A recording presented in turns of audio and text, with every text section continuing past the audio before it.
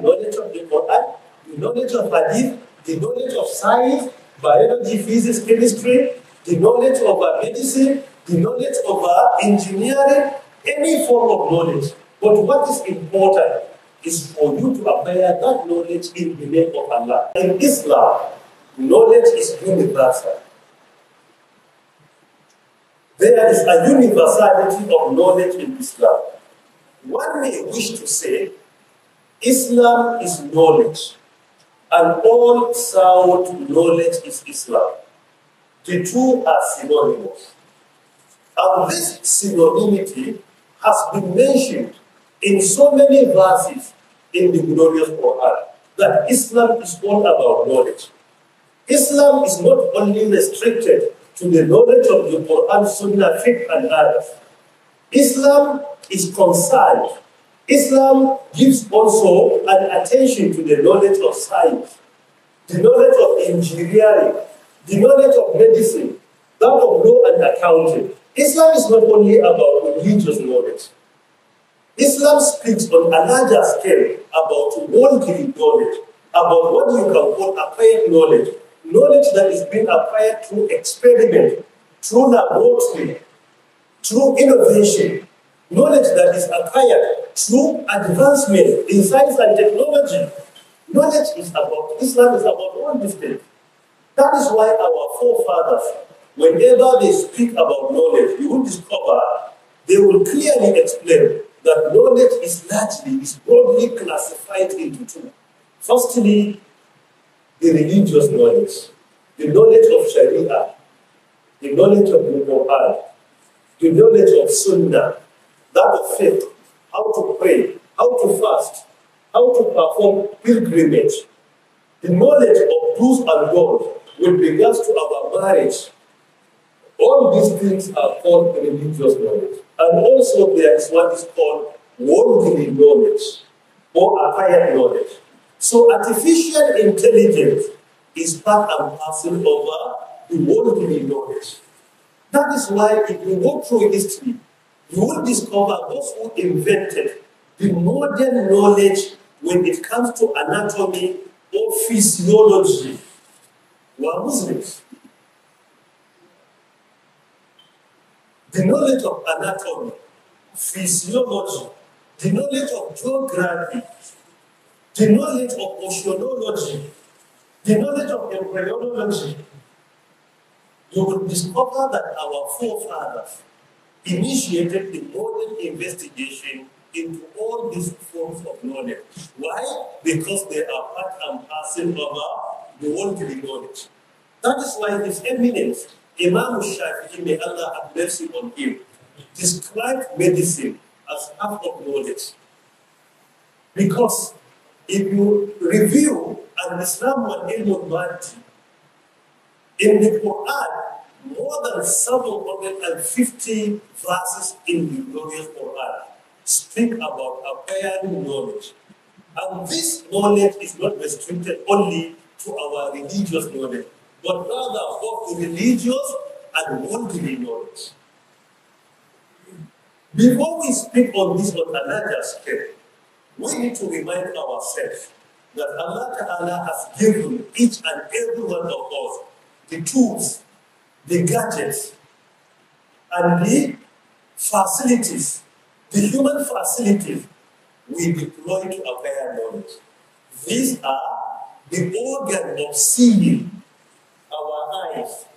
Number two, the organ of hearing, our ears. Number three, the organs of reasoning and intellectual discussion. That is our brain and our heart. And this is what the Quran enunciates to us by saying, وَاللَّهُ أَخْرَجَكُم مِّن بُطُونِ أُمَّهَاتِكُمْ لَا تَعْلَمُونَ شَيْئًا وَجَعَلَ لَكُمُ السَّمْعَ وَالْأَبْصَارَ وَالْأَفْئِدَةَ لَعَلَّكُمْ تَشْكُرُونَ. In Surah Al-Nahl, verse 97, Allah says, Allah brought you out from the wombs of your mothers. You don't know anything. We didn't know anything the time we were born. And He said, He endowed you, He blessed you, He equipped you with the organs of hearing, your ears, the organ of sight, that is your organ of seeing, your eyes, والأفئدة, and the mind you used to reflect. Your mind and your brain, you can say the organs of intellect. These are the two organs of the intellect. That is your mind, your brain, and your heart. Allah says He gives you this in order to be grateful to Him. So whether we acquire the knowledge of the Quran or the knowledge of the fourth industrial revolution, we are deploying the organs that Allah has endowed us with to acquire this knowledge.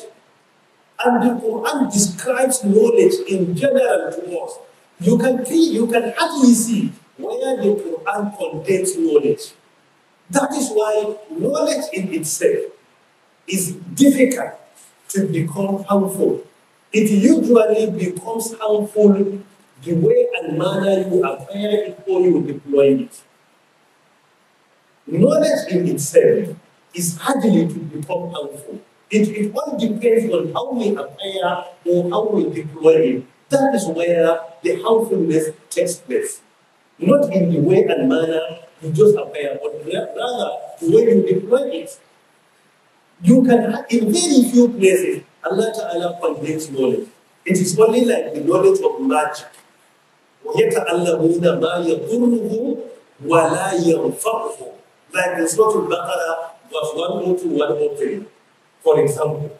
It is only in these places, very few places, you can see that Allah Ta'ala contains knowledge or describes any form of knowledge as harmful, like the knowledge of magic.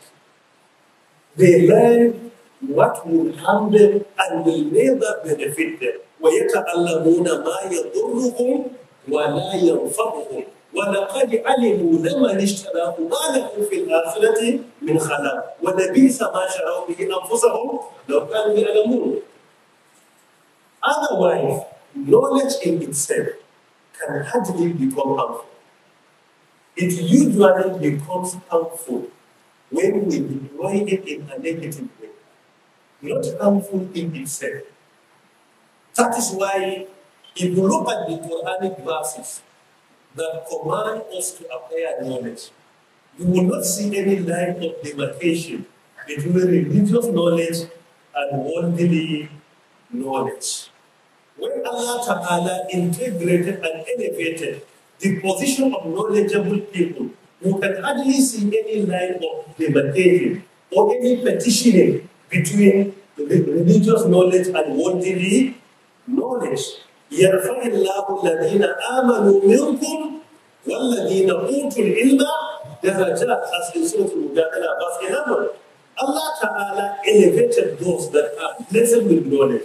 There is not any demarcation here, but He says, those that are blessed with knowledge.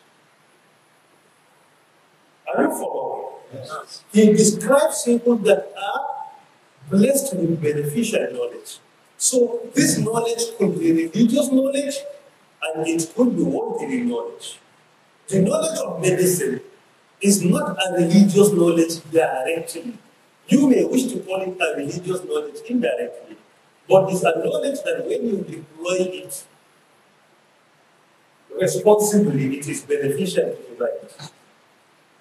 The knowledge of engineering is beneficial to humanity, but it all depends on the way and manner you deploy it. So knowledge in itself could be a double-edged sword. It all depends on how you deploy it. That negativity is not in the knowledge mostly, but rather how we deploy the knowledge.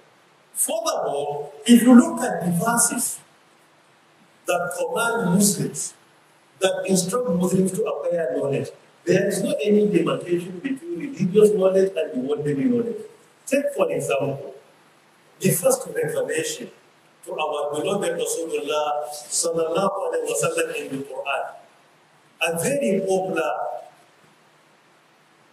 surah, Iqra بسم ربك الذي خلق خلق الإنسان من علق اقرأ وربك الأكرم الذي علم بالقلم علم الإنسان ما لم يعلم.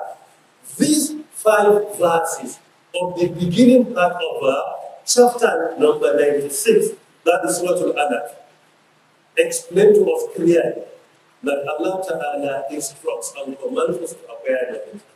But in this, there is no any demarcation between religious knowledge and worldly knowledge. What the Quran says, read in the name of your Lord.